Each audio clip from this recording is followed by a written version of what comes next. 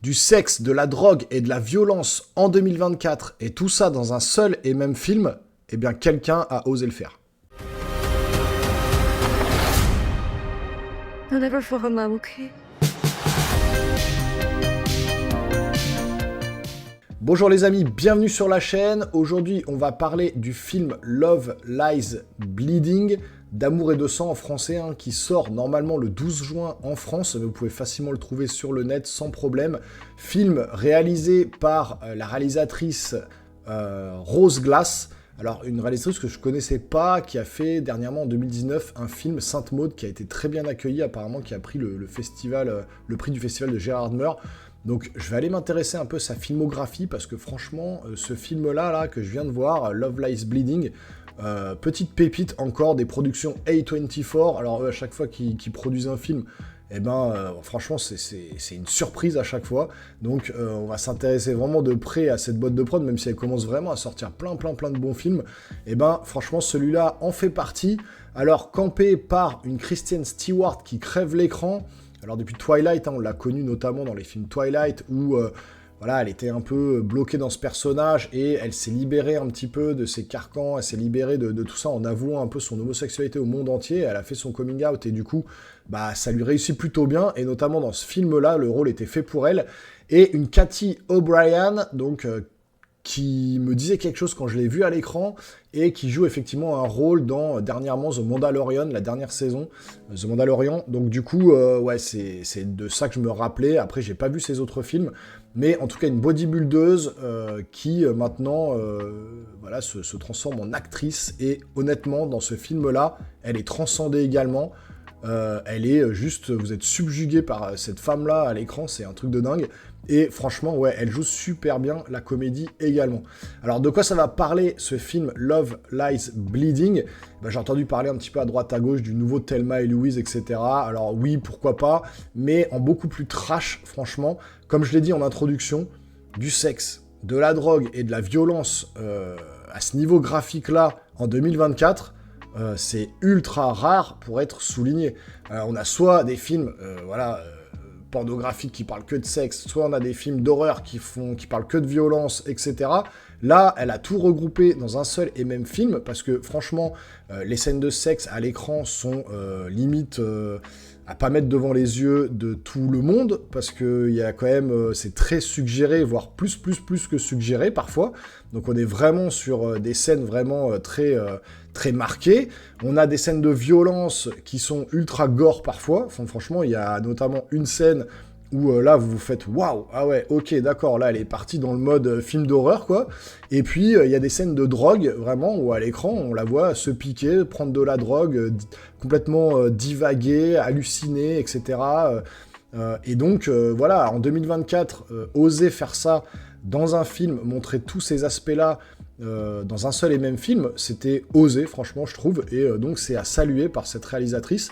Alors pareil, le film est woke, mais encore une fois, là, c'est du wokisme qui sert le récit. Je m'explique, quand moi, je parle de film et que le wokisme, je dis que ça me sort par les yeux, que j'en peux plus, c'est quand, dans les films, on nous pond des passages dans les films d'horreur, dans les films d'aventure, dans tout ce que vous voulez, on nous sert des passages où il faut parler du patriarcat, de l'homosexualité, de machin, de ci, de ça, des races, des compagnies, et qu'en fait, on vous martèle ça juste pour faire un message. C'est ça qui m'agace. Là, le wokisme, parce qu'effectivement, on est dedans, deux homosexuels, deux lesbiennes, dont une qui fait du bodybuilding, etc., etc. Mais ça reste vraiment, ça sert le récit. C'est-à-dire que chaque chose qui est amenée à l'écran, chaque parcelle de chaque scène sert le récit, en fait. Amène quelque chose. Si vous voulez, voilà, il n'y a pas du sexe juste pour mettre du sexe. Il y a du sexe parce que ça raconte quelque chose. On comprend pourquoi il y a autant de scènes comme ça et ce qui va forger un petit peu les deux personnages. Ensuite, il y a de la drogue. Pourquoi il y a de la drogue ? Oui, c'est pas juste pour montrer la drogue et dire que ça fait des ravages. C'est aussi parce que ça sert le récit dans ce film-là. Quand elle prend de la drogue, etc., on sent qu'elle va un peu trop loin. Mais voilà, ça, encore une fois, ça amène quelque chose au scénario. Et pareil pour la violence, c'est pas de la violence gratuite juste pour mettre de la violence dans le film, histoire de dire tenez, je vous ai mis un peu de sang à droite à gauche. Non, ça amène vraiment quelque chose aussi au récit. Donc pour le coup, je trouve que voilà, du wokisme comme ça, j'en veux tous les jours, il n'y a pas de souci, mais voilà, c'est vraiment quand le scénario est ficelé comme ça, et que ça sert vraiment le scénario, c'est juste nickel. Et donc franchement, j'ai pris un plaisir devant ce film, vraiment qui était assez cool, parce que le film dure 2 heures à peu près. Vous voyez pas trop le temps passer. Ça va raconter quoi? Parce que ouais, je vous ai pas donné le synopsis, alors sans vous spoiler, hein, bien évidemment. On va être sur donc Cathy O'Brien qui va jouer le rôle de Jackie, et Kristen Stewart qui va jouer le rôle de Lou, alors qui est aussi la fille dans le film de Ed Harris. Donc j'ai oublié de le préciser, il joue également dans le film. Alors, il a pris un coup de vieux, il a vraiment la tête burinée, les grosses rides, etc. bien marquées, mais il joue bien le rôle un peu du psychopathe dans ce film-là. Et donc cette jeune femme bodybuildée, Jackie, va arriver dans une ville et va aller dans une salle de sport pour s'entraîner, parce qu'elle est bodybuildeuse, elle veut faire des concours de bodybuilding, etc. Elle veut devenir la championne féminine de bodybuilding à Las Vegas, et donc elle s'entraîne, et elle croise sur son chemin donc Lou, campée par Kristen Stewart, qui elle tient la salle de gym, en fait, la salle de muscu, et elle va tout de suite flasher sur elle. Elles vont se mettre ensemble, elles vont tomber amoureuses, etc. Elles vont faire tout ce qu'il y a à faire dans le film, hein, voilà. Et par contre, après, ça va être la descente aux enfers. Elles vont rencontrer une mauvaise personne, ça va partir dans tous les sens. Et effectivement, il va y avoir beaucoup de violence et elles vont avoir du mal à s'en sortir. Je vous en dis pas plus, franchement, il faut que vous voyez le film. Il y a certains passages, alors la réalisation est très soignée, puisque ça se passe dans les années 90, quoi. On est en 1989 exactement. Donc musique de l'époque oblige, qui ponctue tout le long du film comme ça, certaines scènes, c'est vraiment bien foutu.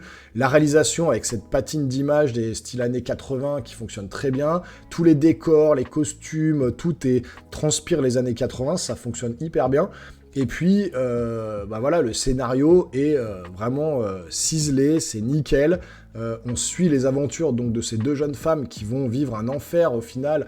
Il y a des scènes vraiment choquantes, marquantes, auxquelles vous y attendez pas, quoi. À un moment donné, ça arrive, vous faites waouh, je m'attendais pas du tout à ça. C'est hyper prenant. Il y a certaines scènes un peu psychédéliques aussi, comme ça, surtout sur la fin du film. Vous allez voir, je vous en dis pas plus. Franchement, allez voir le film et revenez ensuite dans les commentaires me dire ce que vous avez pensé de tout ça. Parce qu'à la fin, j'ai été choqué d'une scène. Je me suis dit, mais qu'est-ce que c'est que ça? Je suis en train de délirer. Non, c'est voulu par les réalisatrices. C'est dans le ton du film. Ça marche très très bien.